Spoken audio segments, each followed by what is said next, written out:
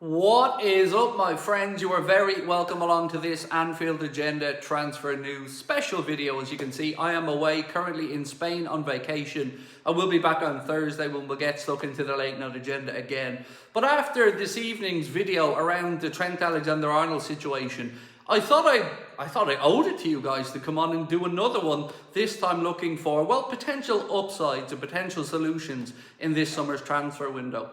So we're all feeling rather disappointed, angry, frustrated, or maybe just wishing Trent the best. As I mentioned earlier on, I'm not going to tell people how to feel about this situation. It's up to each person to decide how they view the fact that Trent's joining Real Madrid. Some people have been commenting and I've been going through them. Some people angry, some people sad, some people wishing Trent the best. And it's all understandable. There is no right or wrong way to feel about this.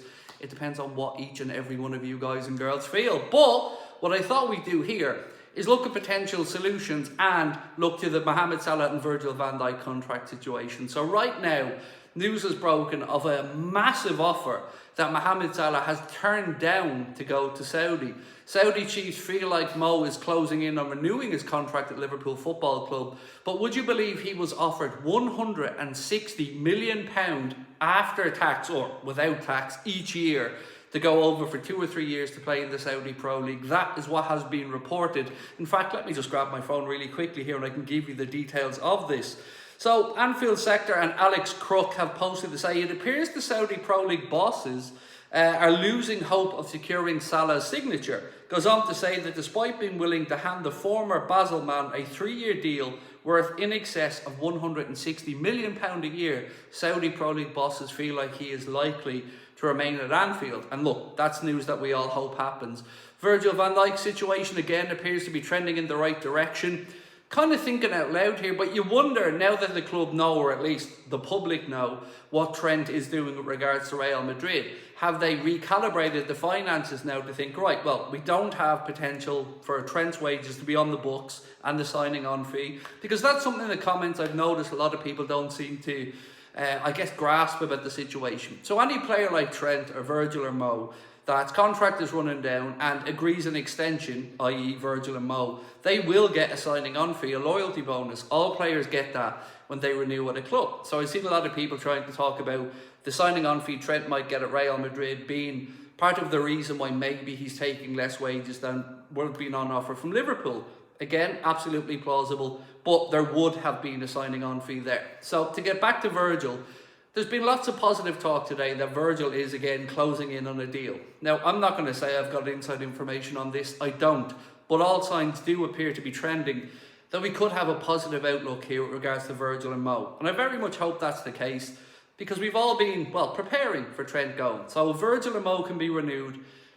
It's never great to lose a local lad, but I think that we can figure a way around it. Now, lots of talk coming out around Frimpong, so I want to just read you something that has been posted about him.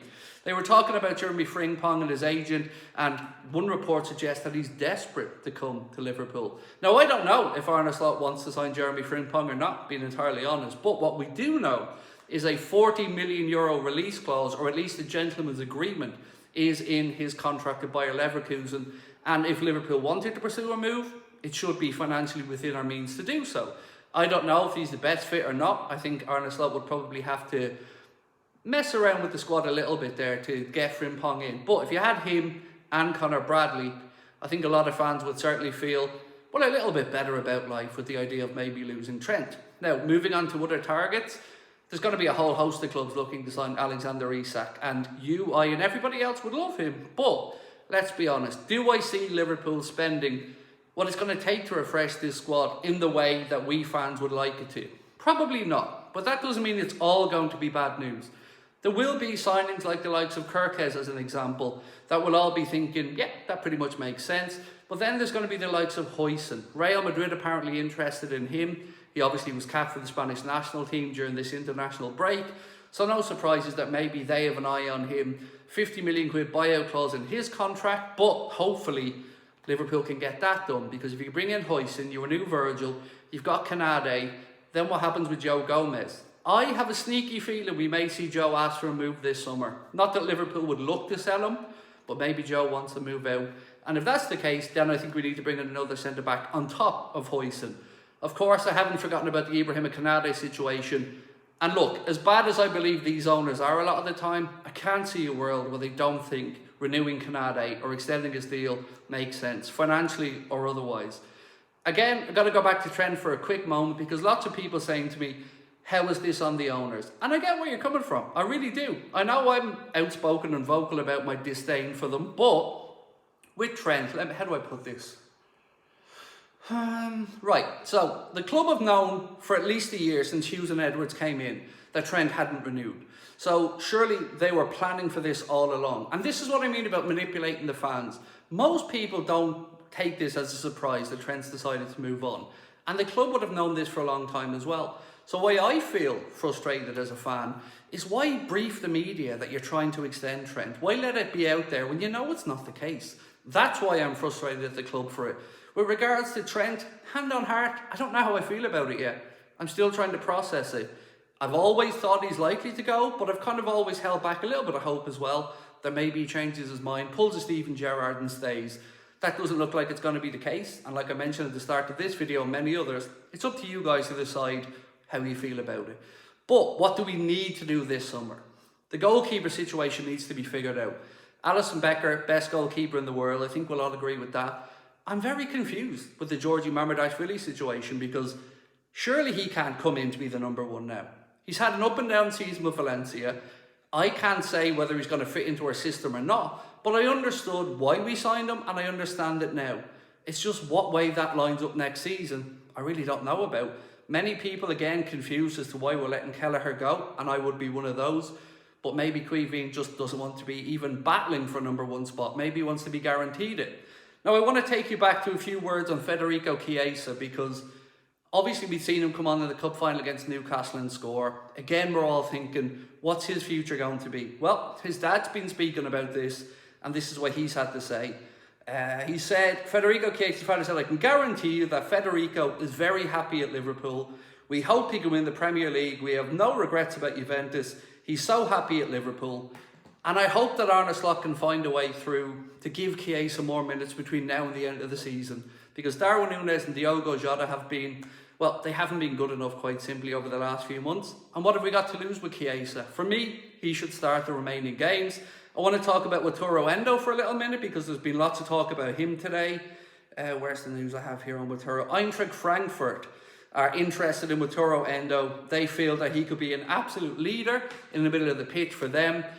So I know this video and many videos recently have been about the possibility of what we're going to lose, but we are going to start to have those more intriguing conversations about what we're going to add to the squad. So for me, if you can bring in a Kirkes, sort out the goalkeeper situation, bring in a centre-back, maybe two if we lose Joe Gomez, then you're looking to the middle of the park. I still think we need a body there.